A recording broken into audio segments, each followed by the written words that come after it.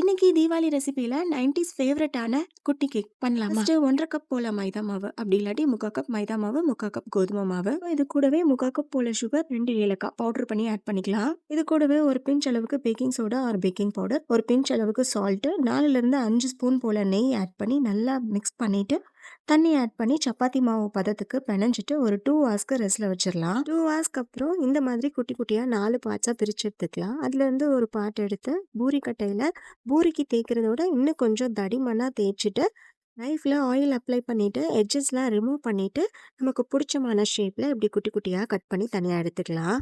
இப்போ இதை ஆயிலில் டீப் ஃப்ரை பண்ணி எடுக்கிறதுக்கு ஆயில் நல்லா காஞ்சதுக்கு அப்புறம் ஸ்டவ்வை லோ ஃப்ளேமில் வச்சுட்டு லோ ஃப்ளேம்லேயே ஃப்ரை பண்ணி எடுக்கும் போது ரொம்பவே கிறிஸ்பி அண்ட் ஃப்ளேக்கியான சக்கர்பரா ரெசிபி ரெடி. என்னோட சைல்ட்ஹுட் டேஸில் மிச்சரில் இருக்கிற இந்த குட்டி கேக்கு என் சிஸ்டரும் நானும் உனக்கு எனக்குன்னு சொல்லி பங்கு போட்டு ஃபஸ்ட்டு பிரித்து எடுத்துப்போம். அந்த அளவுக்கு டேஸ்ட் வைஸ் ரொம்பவே சூப்பராக இருக்கும். இந்த தீபாவளிக்கு கண்டிப்பாக இந்த ரெசிபியை ட்ரை பண்ணி பாருங்கள். நெக்ஸ்ட் vlogல பார்க்கலாம்.